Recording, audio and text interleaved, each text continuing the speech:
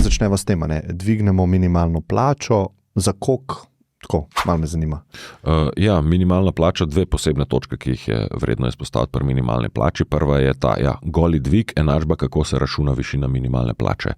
V tem trenutku kakršnega koli učinka gospodarske rasti prejemniki minimalne plače ne čudijo, ker ni ugrajeno notr v zakon, da se ljudem priznava v povprečju to, da gospodarstvo raste, čeprav k tej gospodarski rasti bistveno prispevajo.